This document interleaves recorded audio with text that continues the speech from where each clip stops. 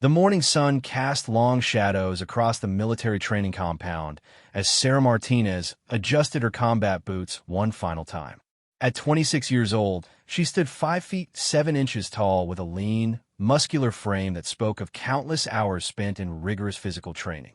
Her dark hair was pulled back in a regulation bun, and her brown eyes held a quiet confidence that had been forged through years of martial arts training and military discipline.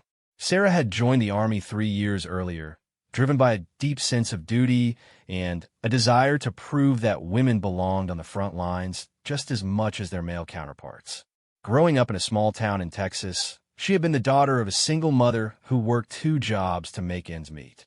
Her mother, Maria, had immigrated from Mexico with nothing but hope and determination, instilling in Sarah the same unbreakable spirit that would later define her military career. The training facility buzzed with activity as 500 soldiers from various units gathered for what was being called the most comprehensive combat readiness assessment in recent memory. Representatives from different branches of the military had assembled to participate in a week-long intensive training program designed to test physical capabilities, tactical knowledge, and mental resilience under extreme pressure. Among the attendees were Navy SEALs, Army Rangers, Marines, and Air Force personnel. The atmosphere was electric with competition and camaraderie, though beneath the surface, tension simmered. Many of the male soldiers still harbored doubts about women in combat roles, despite official policy changes that had opened previously restricted positions to female service members. Sarah had earned her place at this elite gathering through exceptional performance in her unit. She had completed Ranger School with distinction, placing in the top 10% of her class. Her hand-to-hand combat scores were among the highest recorded, a result of 15 years of dedicated martial arts training that began when she was 11 years old. The martial arts journey had started as a way to channel her energy and build confidence. Her mother had enrolled her in a local karate dojo after Sarah had been bullied at school for being different. The sensei, Master Chun, was a former military man himself who had served in Vietnam. He recognized something special in the young girl and took her under his wing, teaching her not just the physical techniques, but the mental discipline that made martial arts truly effective. Under Master Chen's guidance, Sarah had progressed through multiple disciplines. She mastered traditional karate first, then moved on to jiu-jitsu, where she learned the art of using an opponent's strength and momentum against them. Her natural athleticism and unwavering dedication impressed everyone at the dojo. By the time she was 18, she had earned black belts in 3 different martial arts and had competed successfully in regional tournaments. The training at the military compound was scheduled to begin with individual combat assessments. Soldiers would be paired randomly for sparring sessions, tactical problem-solving exercises, and endurance challenges. The goal was to evaluate performance under stress while fostering inter-unit cooperation and respect. As Sarah made her way to the designated assembly area, she noticed the stares and whispered comments from some of the male soldiers. She had grown accustomed to being one of the few women in these environments, but it never stopped being challenging. Some men were supportive and professional, treating her as an equal based on her demonstrated abilities. Others remained skeptical, viewing her presence as a political correctness experiment that would eventually fail under real-world pressure. Staff Sergeant David Thompson was among the latter group. A 10-year veteran of the Navy SEALs with multiple deployments to Afghanistan and Iraq, Thompson had built his reputation on being one of the toughest and most uncompromising soldiers in his unit.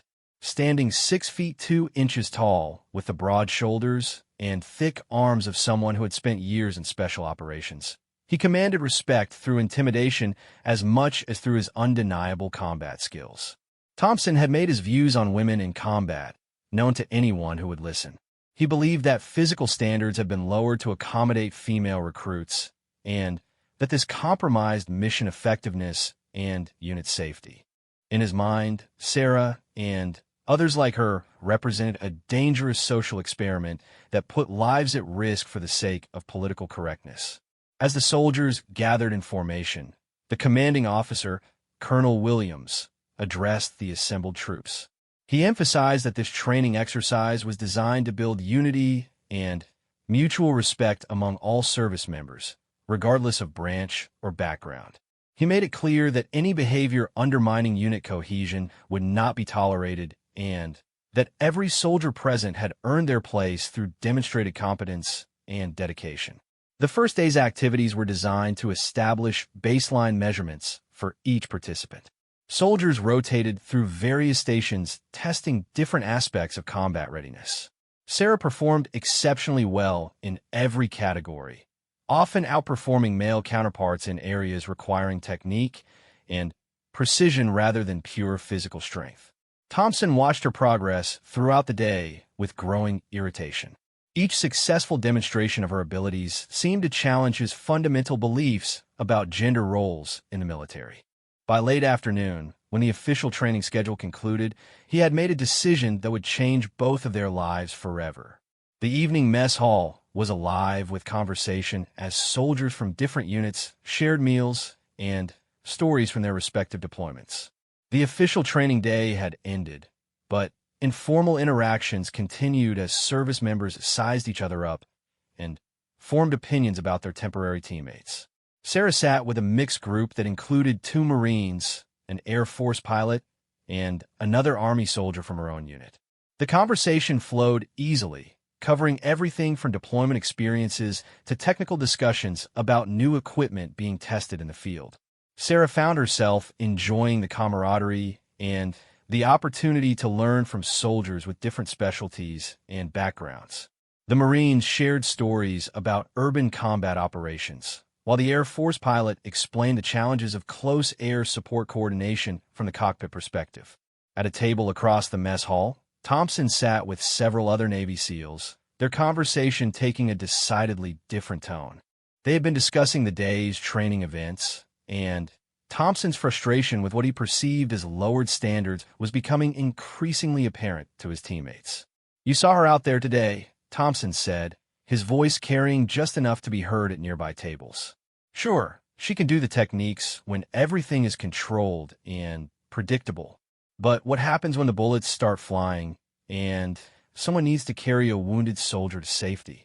What happens when upper body strength is the difference between life and death?" One of his teammates, Petty Officer Rodriguez, shifted uncomfortably. He had actually been impressed by Sarah's performance and found Thompson's criticism unfair. Rodriguez had served with capable female soldiers in joint operations before and had developed a more nuanced view of gender integration in the military. "I don't know, Dave," Rodriguez replied carefully. "Her technique looked pretty solid to me, and she scored higher than most of us on the tactical problem-solving exercises." Thompson's jaw tightened. Technique doesn't matter when you're facing a 200-pound terrorist who wants to kill you. This whole thing is a joke, and we're all supposed to pretend otherwise because it's politically correct. The tension at Thompson's table was becoming noticeable to soldiers at surrounding tables. Several stopped their own conversations to listen, sensing that something was building. The atmosphere in the mess hall began to shift from relaxed camaraderie to uncomfortable anticipation. Sarah became aware of the change in mood when she noticed that conversations at nearby tables had quieted and several soldiers were glancing in her direction. She couldn't hear Thompson's exact words, but the tone and body language made it clear that she was the subject of discussion. Her training had taught her to trust her instincts, and every instinct was telling her that trouble was approaching. After finishing her meal, Sarah excused herself from her table and headed toward the exit. She had planned to spend the evening reviewing training materials for the next day's exercises, but the hostile atmosphere in the mess hall made her eager to leave. As she walked past Thompson's table, she kept her eyes forward and maintained a professional demeanor, hoping to avoid any confrontation. Thompson, however, had been drinking. The mess hall served beer with dinner, and he had consumed several bottles while working himself into an increasingly agitated state. Alcohol had amplified his existing frustrations and lowered his normal inhibitions about expressing controversial opinions in public settings. As Sarah passed his table, Thompson stood up abruptly his chair scraping loudly against the floor. The sound cut through the background conversations like a gunshot, and suddenly every eye in the mess hall was focused on the two soldiers.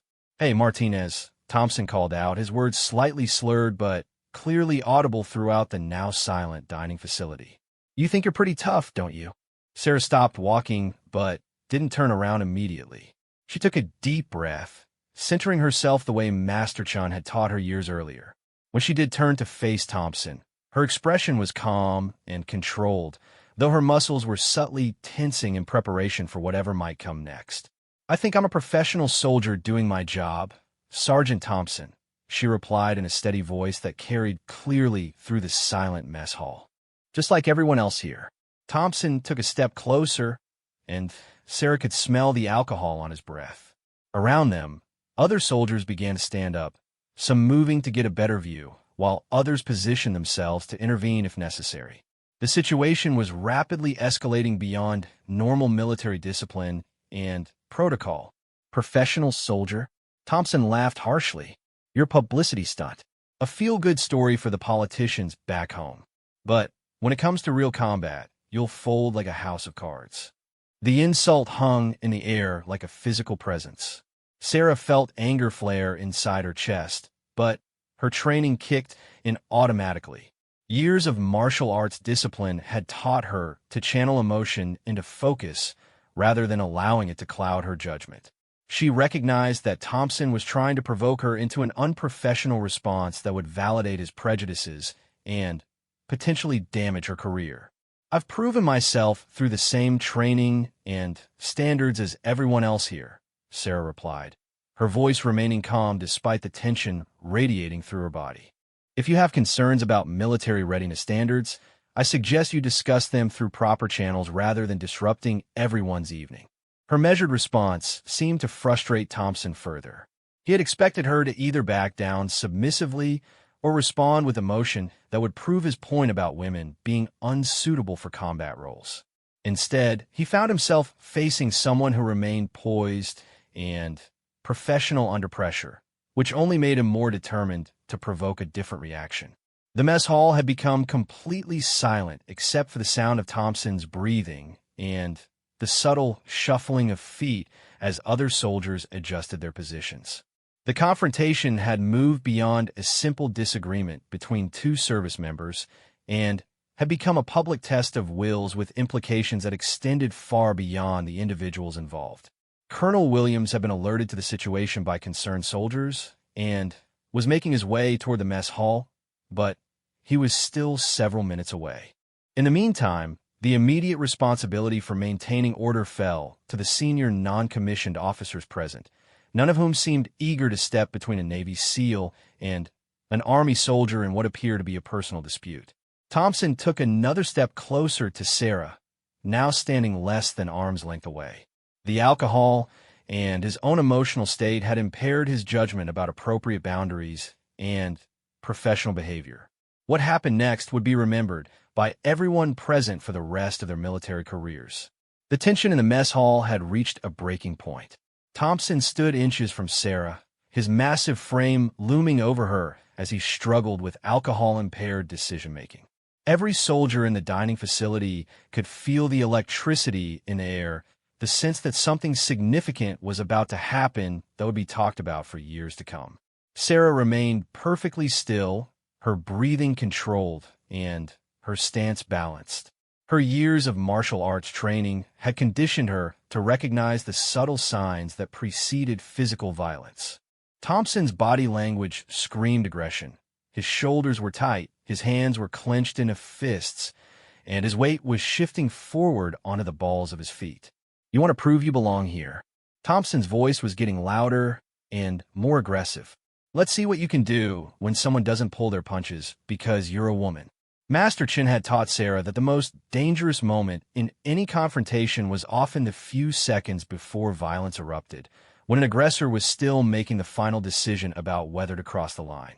During those crucial moments, a skilled martial artist could sometimes defuse the situation through positioning, breathing, or even subtle psychological pressure that made the aggressor reconsider their course of action. But Sarah could see in Thompson's eyes that he had already made his choice. The alcohol, his frustration with military policy changes, and his need to prove his point had combined to push him past the point of rational decision-making. She began to shift her own stance subtly, moving her feet into a more stable position while keeping her hands relaxed at her sides. "Sergeant Thompson," she said quietly, her voice carrying just enough authority to remind him of military protocol while not escalating the confrontation further. "You're making a mistake. Step back, and we can both walk away from this professionally." Her calm response seemed to infuriate Thompson even more. In his alcohol-clouded thinking, her composure was evidence of arrogance rather than professionalism. He interpreted her controlled demeanor as disrespect for his superior rank and combat experience. Without warning, Thompson's right hand shot out towards Sarah's face. It wasn't quite a full-force punch, but it was far more than a simple push or grab. His intention seemed to be to slap or strike her hard enough to humiliate her in front of the assembled soldiers, while maintaining some small claim that he hadn't been trying to seriously injure her. What happened next took place so quickly that most of the observers wouldn't fully understand it until they replayed the moment in their minds later. Sarah's reaction was instantaneous and precise, the result of thousands of hours of training that had programmed her responses into muscle memory. As Thompson's hand approached her face, Sarah's left hand came up in a defensive motion while her body rotated slightly to the right. She caught Thompson's incoming wrist with her left hand, while simultaneously stepping forward and to the side, using his own momentum against him. Her right hand joined the defensive motion, and in one fluid movement, she had control of Thompson's extended arm. The technique she employed was called a kotegeshi in traditional martial arts terminology, but Sarah had learned it through military hand-to-hand combat training, where it was simply referred to as a wrist control technique. The principle was elegant in its simplicity. By controlling an opponent's wrist and applying leverage in a specific direction, it was possible to generate tremendous pressure on the joint while using minimal force. Thompson's face went from aggressive confidence to shock and then to pain in the span of less than 2 seconds. He found himself off balance and completely unable to resist as Sarah controlled his movement through the application of precisely directed force to his captured wrist. The technique required timing, positioning, and understanding of leverage rather than superior strength, which was exactly why it was so effective for smaller defenders against larger attackers. The sound that Thompson made was somewhere between a gasp and a grunt of pain as Sarah applied pressure to his wrist joint. His knees began to buckle as his body automatically responded to the discomfort by trying to relieve the pressure on his trapped limb. Within seconds, the imposing Navy SEAL who had been intimidating her moments before was down on one knee, completely controlled by her grip on his wrist. But Sarah wasn't finished. As Thompson tried to pull away or resist the technique, the pressure on his wrist joint increased dramatically. The same principles that made the technique effective for control also made it capable of causing serious injury if the defender chose to follow through completely. The crack of Thompson's wrist bone breaking was audible throughout the silent mess hall. It wasn't a loud sound, more like the snap of a dry twig, but in the absolute quiet of the dining facility, it seemed to echo off the walls. Thompson's sharp cry of pain followed immediately, a sound that combined shock, agony, and disbelief. Sarah released her grip and stepped back as Thompson collapsed completely, cradling his broken wrist against his chest. His face had gone pale, and sweat beaded on his forehead as the reality of what had just happened began to register through the alcohol and adrenaline in his system. The mess hall remained frozen in stunned silence for several more seconds before the spell was broken by the sound of approaching footsteps. Colonel Williams had arrived, having been summoned by reports of the escalating confrontation. Behind him came several senior non-commissioned officers and the base medical personnel who had been alerted as a precautionary measure.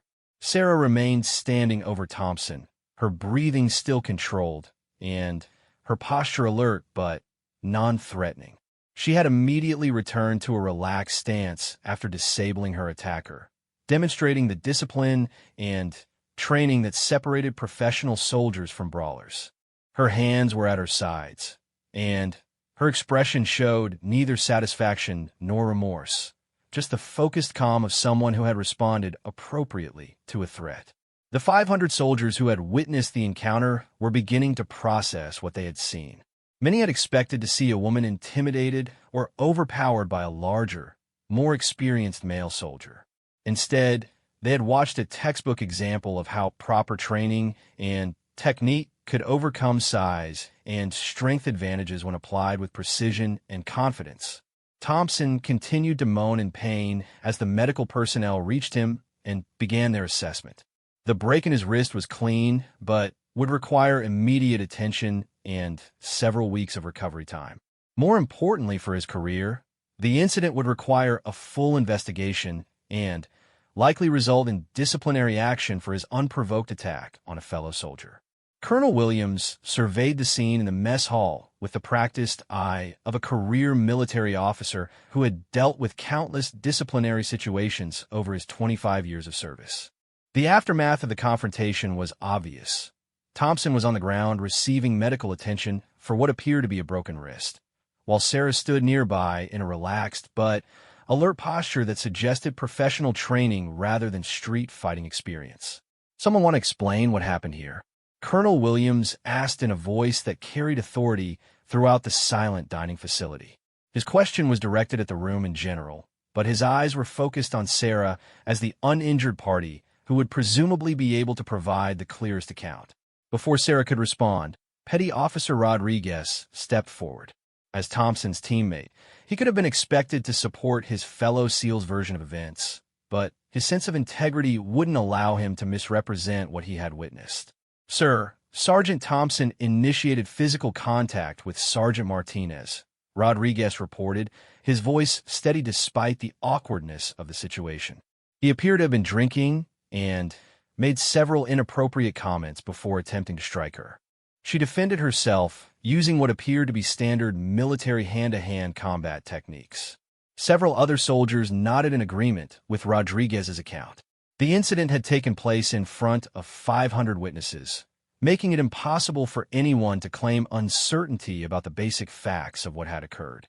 Multiple service members from different units had observed the same sequence of events, eliminating any possibility of covering up the truth. Sarah remained silent while others provided their accounts, understanding that her best course of action was to let the facts speak for themselves rather than appearing defensive or argumentative. Her military training had emphasized the importance of maintaining professionalism even in the aftermath of disciplinary incidents. The base medical team had finished their initial assessment of Thompson's injury. The corpsman in charge, Sergeant First Class Martinez, no relation to Sarah, reported to Colonel Williams that Thompson had suffered a clean fracture of the radius bone in his right wrist. The injury would require casting and several weeks of limited duty, but there was no indication of permanent damage if properly treated. Thompson himself was now sitting upright, supported by two medics, but he remained largely silent except for occasional groans of pain. The alcohol in his system, combined with the shock of the injury and the humiliation of being defeated so decisively in front of his peers, had left him struggling to process the situation coherently. Colonel Williams made the decision to clear the mess hall of unnecessary personnel while he conducted preliminary interviews with the primary witnesses. The majority of the soldiers filed out quietly, many of them discussing what they had seen in hushed voices that reflected their amazement at the unexpected turn of events. In the following hour, Colonel Williams interviewed Sarah, Rodriguez, and several other soldiers who had been close enough to observe the confrontation clearly. Each account was consistent in describing Thompson as the aggressor and Sarah as defending herself appropriately when faced with an unprovoked attack. Sarah's interview was particularly detailed as she explained her background in martial arts and military hand-to-hand combat training. She described the specific technique she had used, explaining how the Kotegeshi wrist control method was designed to neutralize an attacker with minimal force while maintaining the option to escalate if necessary. "My intention was to control Sergeant Thompson's attack and de-escalate the situation," Sarah explained to Colonel Williams. The technique I used is taught specifically because it allows the defender to stop an aggressor without causing permanent injury. Unfortunately, when Sergeant Thompson tried to pull away forcefully, the pressure on his wrist joint exceeded what the bone could handle. Colonel Williams understood the technical aspects of what Sarah was describing. He had been through similar hand-to-hand combat training himself, and recognized that the technique she had employed was exactly what military doctrine recommended for situations involving unarmed attackers. The injury to Thompson was a consequence of his own resistance to the control technique rather than excessive force on Sarah's part. The investigation would continue for several more days, but the preliminary findings were clear. Thompson had initiated an unprovoked assault on a fellow soldier while under the influence of alcohol, and Sarah had responded with appropriate defensive measures that were consistent with her training and the threat she faced. Word of the incident spread quickly throughout the military base and beyond. In an era where discussions about women in combat roles remained contentious, the confrontation between a Navy SEAL and an Army soldier became a powerful symbol for different groups advocating various positions on military policy. Some saw Sarah's successful defense against Thompson as proof that women could indeed hold their own in combat situations when properly trained.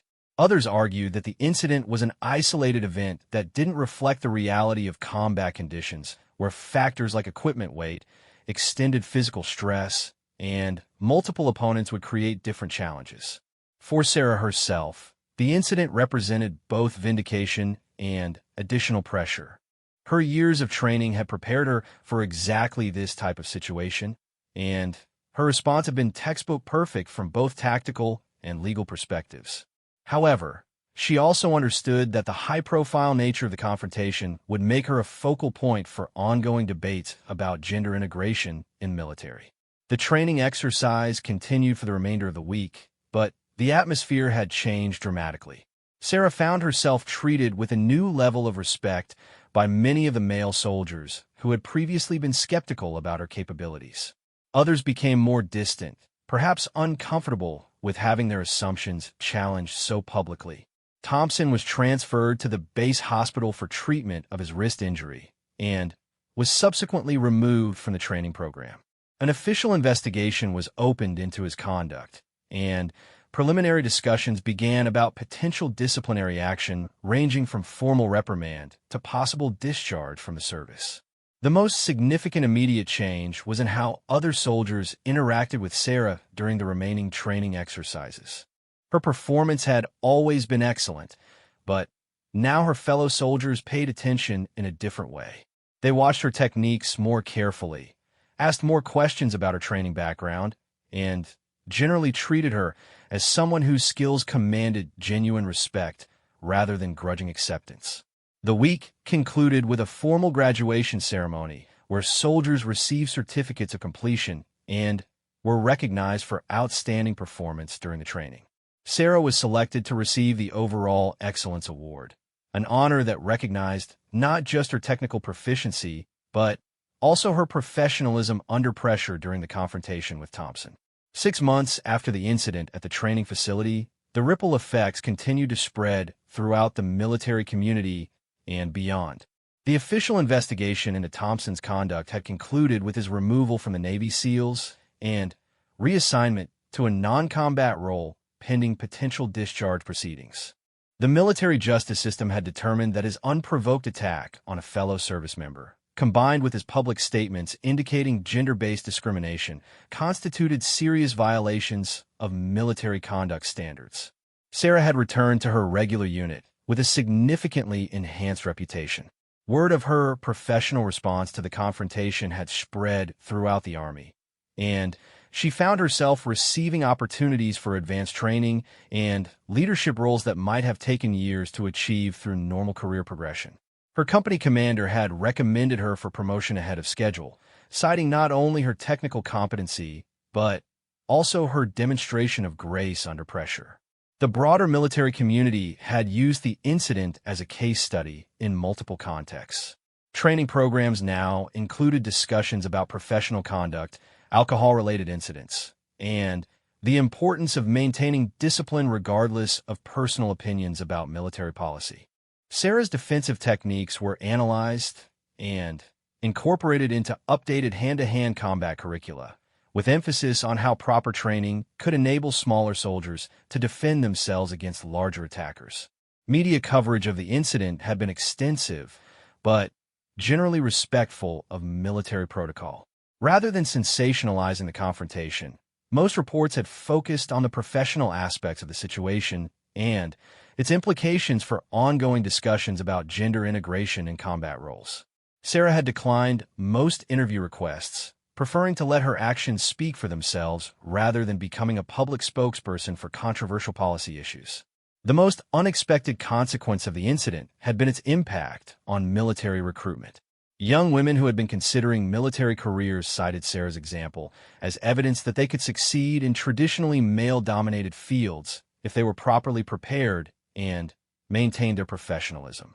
Recruitment offices reported increased interest from female candidates, particularly in combat-related specialties that had only recently been open to women.